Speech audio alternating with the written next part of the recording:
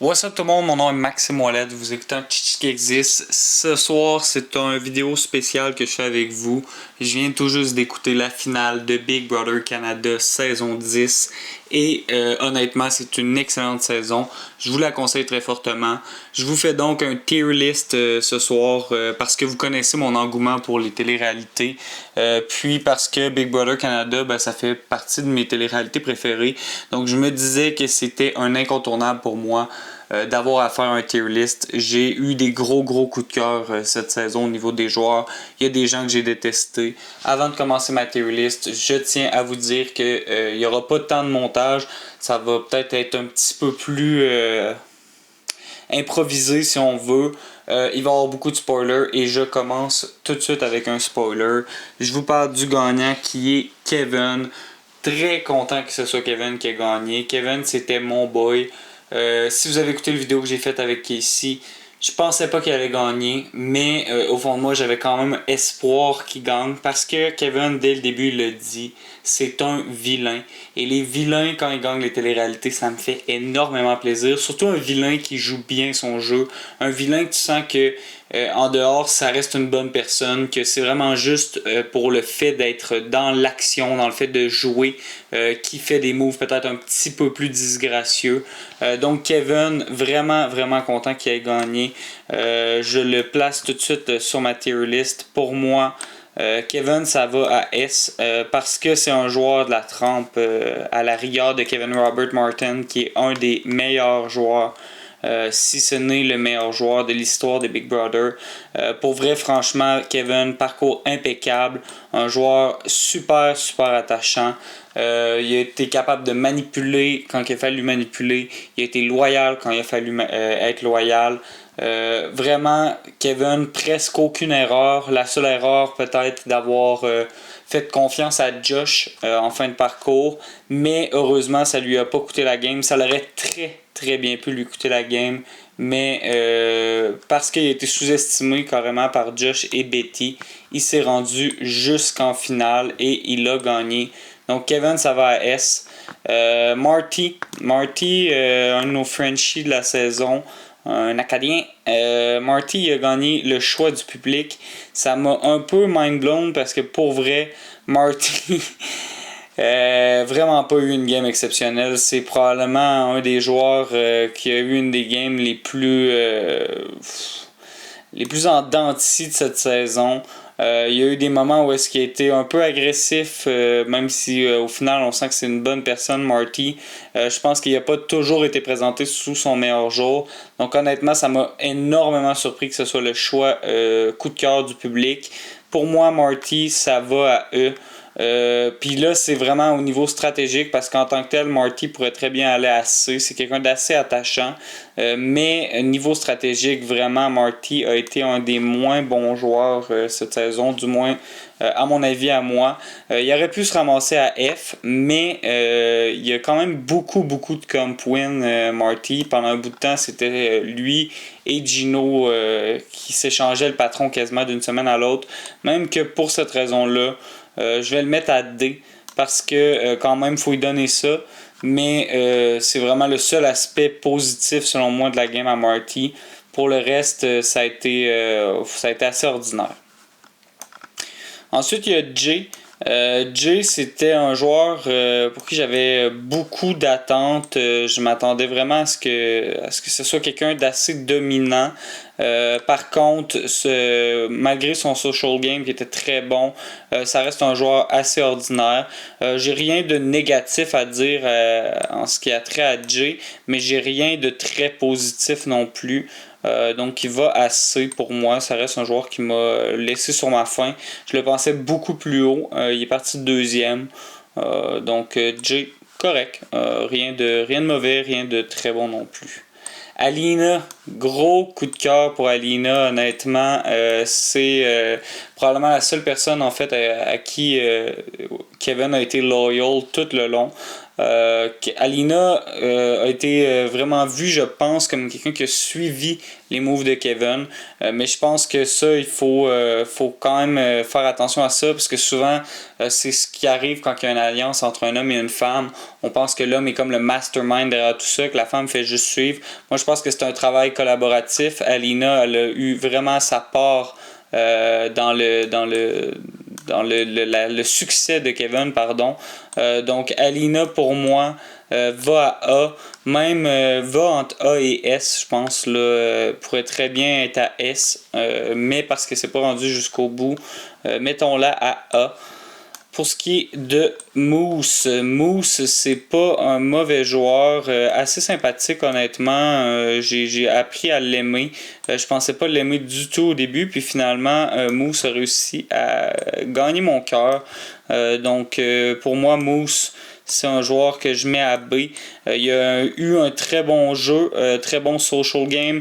Peut-être trop bon social game, c'est quelque chose qui nuit parce qu'on s'est rendu compte assez rapidement qu'il savait très très bien parler. Talk himself out of a situation. C'est le genre de joueur qui réussit à se faufiler, un peu à manipuler les gens. Il est très sympathique. Il a une gueule attachante. Je pense que c'est un genre de Kevin, mais en moins vilain. Mais tu vois, c'est là où est-ce que je pense que Moose a peut-être un peu plus agi comme il agit dans la vie de tous les jours. Kevin a été un peu plus manipulateur parce qu'il était dans un jeu.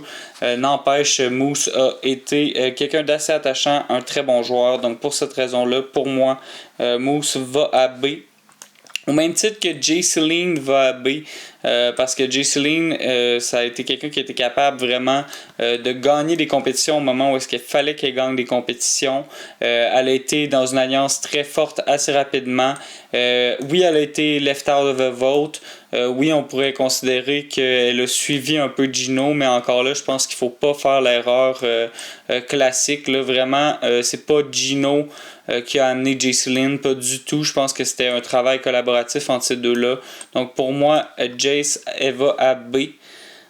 Justement, en parlant de Gino, Gino, c'est un autre de nos Frenchies. Gros coup de cœur pour Gino.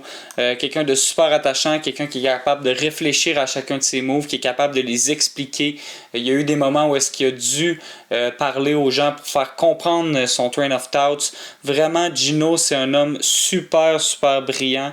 J'ai adoré apprendre à le connaître. J'avais eu un petit préjugé au début. J'avais dit que selon moi, il pouvait pas gagner en Final 3 contre Kyle parce que je pensais que Kyle, par sa profession de podcasteur, allait être plus brillant que Gino qui était pompier. Puis pour vrai, Gino, c'est un homme super intelligent. Il est sensible. Il y a eu une petite relation avec Jaycelyn. J'espère que ça va se développer. C'est rare que j'aime les showmans, mais là, j'ai vraiment envie de croire en leur amour. Pour vrai, Gino, c'est un de mes coups de cœur de la saison. Pour moi, au même titre qu'Alina, ça va entre S et A parce que je pourrais très bien le mettre à A, mais pour moi, il y a une petite coche au-dessus. Vraiment, le Gino, ça a été un gros coup de cœur. Puis je pense que je vais rectifier le tir, puis je vais mettre les gens à A parce que tout ça que j'ai envie de mettre à A, j'ai l'impression que je vais avoir envie de les mettre entre S et A. Donc, je pense que c'est assez fair. Je vais les laisser à A.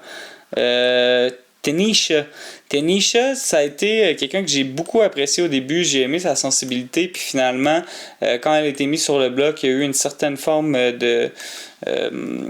d'amertume que j'ai pas vraiment aimé. Je pense que des fois on se sent super impliqué dans un jeu comme Big Brother, mais il faut se rappeler justement que c'est un jeu puis que autant qu'on come after some people, il y a des gens qui viennent après nous aussi. Donc ça m'a un peu déçu de la part de Tanisha, pas assez pour la mettre plus bas qu'à C, mais assez pour dire que elle mérite sa place à C, je pense. Stephanie, elle a été victime d'un des plus gros blindsides de l'histoire de Big Brother Canada. Elle l'a jamais vu venir. Stephanie, elle a vraiment jamais été dans la game.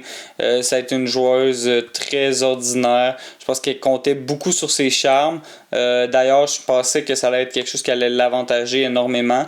Puis finalement, elle n'a pas été nécessairement capable de trouver peut-être un peu plus de profondeur à son jeu. Ce qui aurait été à son avantage parce que malheureusement parce qu'elle était trop confiante, parce qu'elle n'a pas été capable d'avoir une bonne lecture du jeu, ni des gens avec qui elle jouait.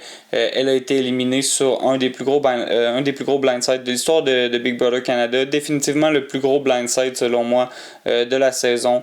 Donc Stéphanie va à eux parce qu'elle va pas passer aux annales. Là. C'est quelqu'un qui va, je pense, assez rapidement tomber dans l'oubli. Herman a été très divertissant, a eu un assez bon jeu. Niveau stratégique, Herman probablement se retrouverait à C ou à B. C'est quelqu'un qui aurait très bien pu se rendre plus loin. Très bon joueur au niveau social. Quelqu'un qui était apprécié. Il savait vendre sa salade, ça paraît que c'est un vendeur. Donc CB très bien pu CB très bien pu il aurait très bien pu se rendre à B ou à C. Par contre au niveau de l'attitude je l'ai vraiment pas aimé, c'est pas le genre de personne avec qui je m'entendrais bien dans la vie, pas du tout Herman. Donc en ce qui a trait à mon amour pour ce joueur là, ça se retrouverait probablement à E ou même à F. Donc, je vais y aller d'un compromis. Je vais le mettre à D. Il va accompagner Marty. Je sais que les deux s'aimaient énormément. Jess, c'est une personne qui a été opprimée tout au long de l'aventure. Je pense que c'est quelqu'un qui aurait pu avoir une très bonne game, mais il y avait personne qui était willing to play with them, malheureusement, parce que je pense que Jess, c'est quelqu'un qui est capable de faire preuve de beaucoup de stratégie. C'est quelqu'un qui aurait gagné à être connu ou à être intégré dans une alliance. Malheureusement, personne n'a vraiment voulu se coller à cet électron. Kevin un peu, Alina un peu, mais au final, ils ont préféré faire à leur tête, puis pas faire à leur tête, mais se protéger entre eux, parce que c'était eux leur alliance prioritaire. Ils étaient chacun le number one de l'autre, donc Jess est tombé un peu au second plan. Malheureusement pour moi, Jess va assez parce qu'on n'a pas eu l'occasion de voir vraiment comment son jeu aurait pu se développer. Mais je pense que je vais mettre Jess à B parce qu'honnêtement, je pense que c'est quelqu'un qui avait vraiment une bonne stratégie, quelqu'un qui malheureusement s'est pas fait laisser sa chance, mais qui en soi était assez bon. Ensuite, on a Betty. Betty, c'est ma grosse surprise de l'année. Je pensais qu'elle allait sortir première. Elle a été 5 fois sur le bloc. Elle a fini par gagner beaucoup de compétitions à la fin. Je pense que Betty aurait eu de très fortes chances de gagner si elle s'était rendue Final 2. Je pense que Josh avait pas vraiment de chance ni contre Betty ni contre Kevin. Fait que peut-être qu'avec du recul, ça aurait été intéressant d'amener Betty parce que honnêtement, je pense que ça l'aurait fait gagner son ami, puis ça l'aurait probablement rendu très content. Mais encore là, il semblait assez content de la victoire de Kevin, donc c'est pas. Je veux dire, c'est pas quelque chose de perdu non plus. Betty, honnêtement, elle est partie à F pour moi. Je la détestais en tant que joueuse, je la détestais en tant que personne. Puis, au fil de la saison, elle a gravi les échelons. Les échelons. Puis, en tant que joueur, je la mettrais à A. En tant que personne, je la mettrais à C. Je pense que c'est fair de la mettre à B. Parce que pour vrai, Betty a vraiment eu une bonne game. Elle a réussi à se faire, entre guillemets, oublier du jury. Je pense qu'il n'y a personne qui la détestait vraiment. Bonne fin de saison. Puis elle a été capable, en fait, de fight her way out of the block many times. Fait que Betty, pour moi, ça va à B. Donc, Betty, B, ça fait de bien. Kyle. Je t'avais mis winner cette saison-ci. Casey aussi avait mis Kyle winner. Kyle voulait vraiment entrer dans la légende de Big Brother Canada. Et il est rentré dans la légende de plein pied. Parce que Kyle a été le pire HOH de l'histoire. Vraiment, j'ai jamais vu un patron être aussi médiocre que Kyle. Si vous voulez un jour participer à Big Brother, que vous vous demandez quoi faire, quoi ne pas faire, allez écouter la semaine de Kyle. Vraiment, c'est tout ce qu'il faut pas faire réuni en une semaine. Kyle était vraiment pas si intelligent que ça, finalement. J'étais un peu gêné de l'avoir mis premier over Gino, d'avoir pensé qu'il allait être plus brillant que Gino. Pour moi, Kyle, c'est un gros F, puis ça pourrait être plus bas si plus bas il y avait. Mais je pense que Kyle, ça lui a fait du bien de réécouter les émissions. Probablement que ça l'a ramené un peu sur terre. Melina est partie très rapidement, malheureusement, parce que Melina, je pense que ça aurait été une joueuse vraiment intéressante à regarder. Puis pas juste parce qu'elle est jolie, parce que c'était une femme, je pense, super brillante. Son côté social était très difficile, mais je me reconnaissais un peu dans cette certaine forme de manque d'intérêt social. Je pense que c'est quelqu'un qui avait peu d'intérêt envers les autres. C'est quelqu'un qui jouait pour elle. Mais en début de game, tu peux pas jouer pour toi. Il faut que tu sois capable de vendre ta salade, de dire pourquoi tu mérites ta place. Donc elle est partie première. Ce qui est très dommage, honnêtement, parce que je pense que ça aurait été une bonne joueuse. Je pense qu'elle aurait probablement été affiliée à Kevin et à Alina. Parce que je pense qu'il y avait certaines affinités. Ça aurait pu être une très bonne alliance. Malheureusement, on n'a pas eu le temps de l'avoir joué. Je pourrais la mettre plus bas que D, mais je pense vraiment qu'on n'a pas vu le meilleur de Melina. Donc pour moi, ça va à D. Josh, c'est un de mes coups de cœur de la saison. En tant qu'individu, en tant que joueur, c'est quelqu'un qui a su vraiment avoir une facilité à analyser les situations. Je pense que le seul point faible de Josh, c'est peut-être le fait qu'il est trop sensible, qu'il est pas capable de mettre son pied à terre et de dire non, je fais ce move-là, je pense à moi, je suis selfish. Ce que Kevin a été capable de faire. Parce qu'honnêtement, Josh aurait très bien pu mériter cette victoire-là, lui aussi. C'est juste qu'il n'a pas été capable peut-être de bien expliquer ses moves. Ce qui a fait en sorte que certains joueurs n'ont pas nécessairement vu à quel point cet homme-là était un joueur exceptionnel, était une personne exceptionnelle. Ça m'a fait beaucoup de peine de voir que certains jury n'aimaient pas Josh. Pour moi, ça va à A. Puis c'est le même principe là, que Alina puis Gino, ça va plus entre S et A là, que sur A.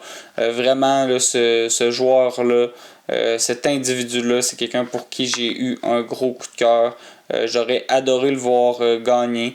Mais ça aurait voulu dire que Kevin ne gagnait pas, ce qui m'aurait fait de la peine. Au final, peu importe qui gagnait, j'étais content, mais à la fois en même temps triste parce que je pense que le runner-up était dans les deux cas là, vraiment des individus que j'aime beaucoup, des joueurs que j'ai apprécié jouer.